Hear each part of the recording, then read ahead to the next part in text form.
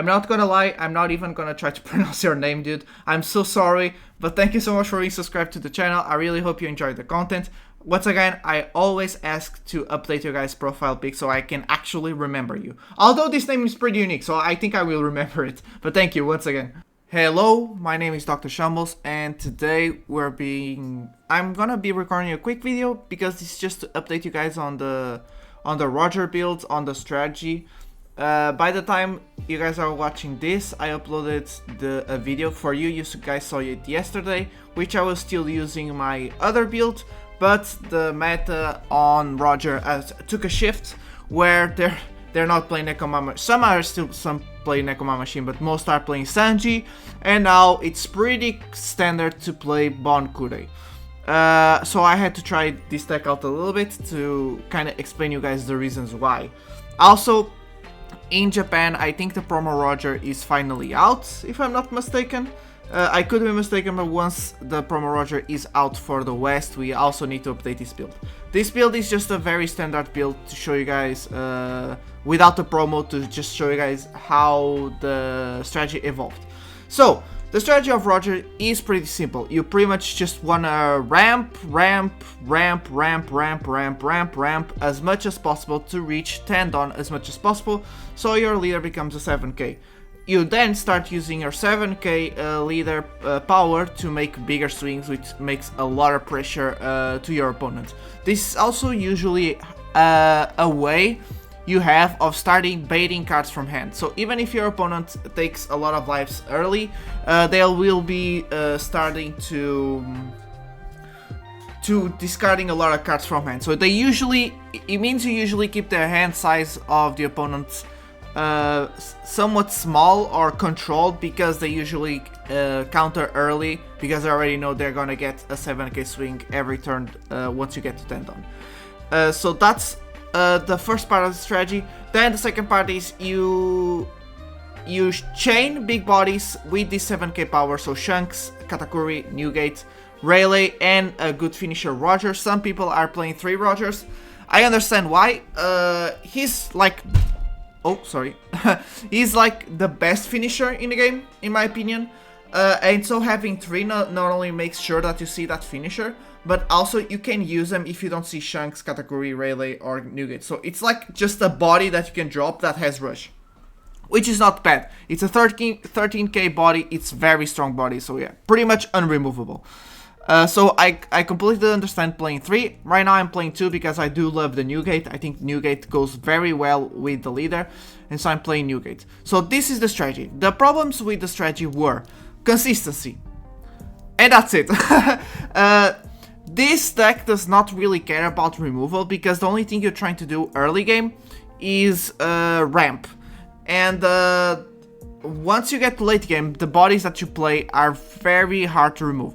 The only way I see removing these bodies with consistency is by playing the black 10 cost Kuzan. That's it. That's the only thing I see that could remove these big bodies. But so the problem is with the consistency of seeing the ramp once per turn. You need to at least ramp 1 Dawn per turn to make sure that you get to 10 Dawn as fast as possible, and this is the best case scenario, you can drop a Shanks on your 10 Dawn turn before your opponent gets to 10 Dawn. So he pretty much is a rush character that makes every single character on your opponent's field minus 1k power, which, combined with the fact that you're 7k, is an incredible boss card for the deck. That's pretty much it. And so how did the East decide to fix this problem with the consistency? So what they decided to do is they removed odd ends. They usually play 3 or 4, now they're playing 2. Pretty much all of the decklists I saw were playing 2. And they went for the Bon Clay. This is because the curve 3 and 4 are just better curves than 5. That's pretty much it. Bon Clay obviously can have extra value if you swing with him, but most of the time he actually gets removed pretty easily. But at least he's a ramper that is a 1k counter, so completely perfect. And so they started to just using the Bon Clay instead of Oden to just ramp. For example, against Green Zoro, obviously Bond Clay can still get punished, but Oden was such a useless card because it's a blocker. But Green Zoro is by far our hardest matchup. Like I have such trouble with him. So Oden, although it's a blocker and in theory is incredible, it would just get rested, swing at, we need to let it go because there's no reason not to let it go. And then Green Zoro would just swing onto us. So at least with Bond Clay, we have a better curve. And if they remove it, well, we're used to that, so it's okay. I was actually playing God Threads for the Green Zoro matchup, but I just removed it because I could only fit in 2 copies and it was not consistent in finding those 2 copies. So might as well add on to the East and the fact that the East is right by doing this and just play Bond Clay as well. So Bullet and Bond Clay are our main characters to ramp.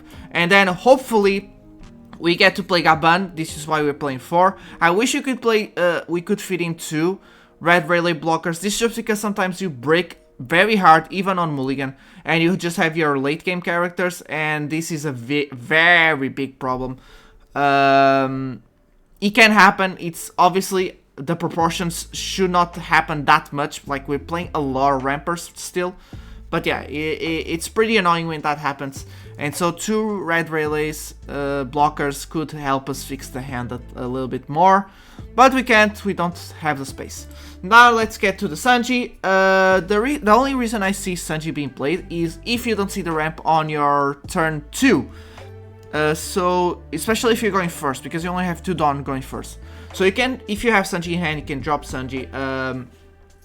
Some people, depending on their hand, like if the hand is very bricked, like I told you, sometimes it happens. You use the ability right away to get 1 card to hand, and hopefully that will be like the ramp, so you can double ramp and fix the strategy once again, because again, you need to ramp at least 1 Dawn per turn. No, it doesn't matter if you go first or second, you need to ramp at least 1 Dawn per turn.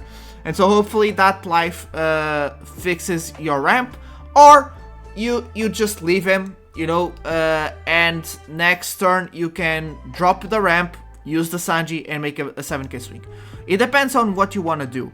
If you want to be very aggro taking the lives, which this leader can somewhat abuse because it's a 5 life leader, you can. So you play him, you get a card from life and draw. Next turn you play a ramp, do this same effect again, draw another card from life, and you make a 7k swing along with your 6k swing with the leader. So it's pretty good. The only problem is it's not searchable, and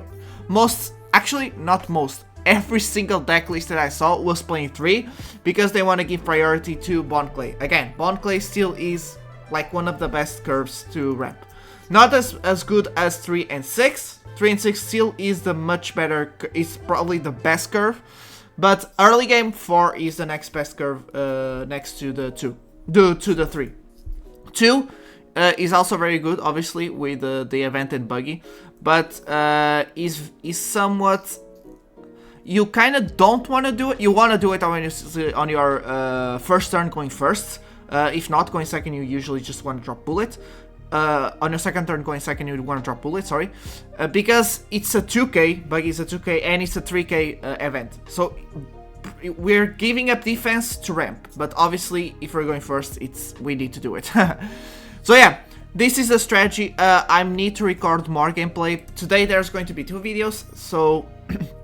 This is just to update you guys on what the East is doing, and I do agree with what the East is doing. I think they are doing good cooking. They also, if I'm right, I don't think I'm right, but if they already have Promo Roger, I'm not seeing Promo Roger, so that means they probably don't have it. So what I would do once we get Promo Roger is just do it like this.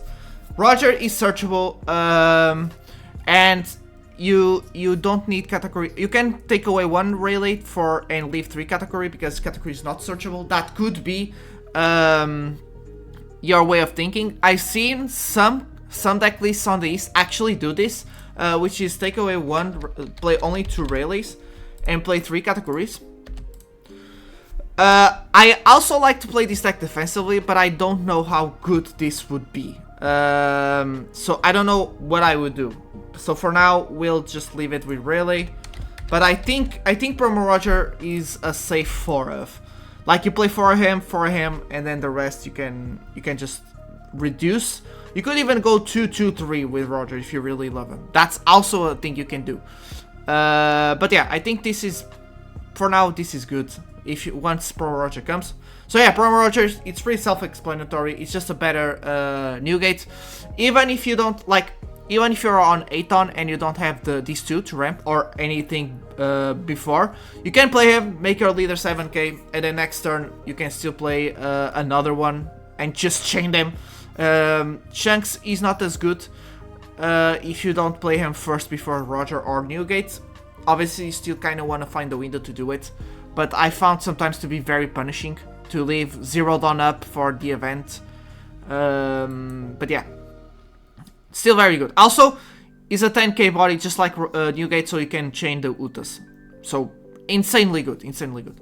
This was the video. Thank you so much for watching. If you enjoyed, like and subscribe, and that's it. I'll see you all in the next one. Goodbye.